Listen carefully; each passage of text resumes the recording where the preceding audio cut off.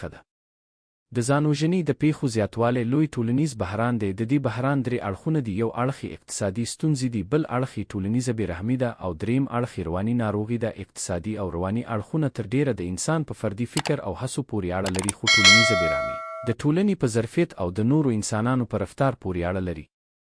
د ابراهام مازلو د اړتیاوو د لړۍ ماډل HDV جم ډوډوز له مخې د انسان دریمه اړتیا احترام او څلورمه اړتیا مینه ده.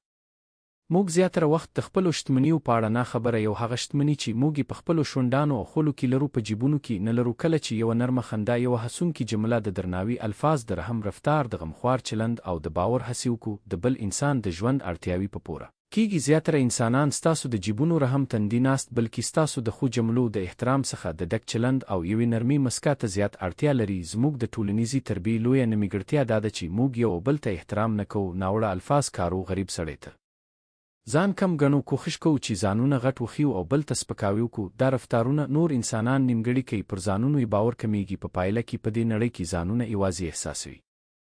راسئ، که مو جیبونه تشوي، شونډان مو مسکی کړئ، که مو اقتصادي توانایي کمه وي، ژبه مو په ښو جملو سره ګړندۍ کړئ. هیڅ انسان دومره کمزوری نه دی چې خپل ځان اونسي چلولی. دا د طبیعت قانون دی. هر انسان د ځان د ژغورلو لپاره یو څه پیدا کولی سي، خو زما او ستا لخوا ناځواني او بد چلند یې زړه زخمي کوي. کله چې یو ناتوانه کس ووینو، موږ فکر کوو چې پیسې ورکړي بس خبره خلاصه ده. خو که تاسو د پیسو په نشتون کې د هغه لپاره مینه ناکي جملې کار کړئ، دا هغه رواني توانایي ده چې د هغه لپاره تر پیسو کم اندراسي، چې د یو څو بې مصرفه خو الفاظو، خو جملو، ښه رفتار او ښه اخلاقو سره د ټولنې بېرحمي ختمه کړو. خپله ټولنه یوه مهربانه، د اخلاقو او نزاکتونو څخه ډکه ټولنه کړو. بیا به نه ځوانان ځان وژني کوي او نه د دوستانو او ملګرو ناځواني د خلکو په مخ اوښکې راولي.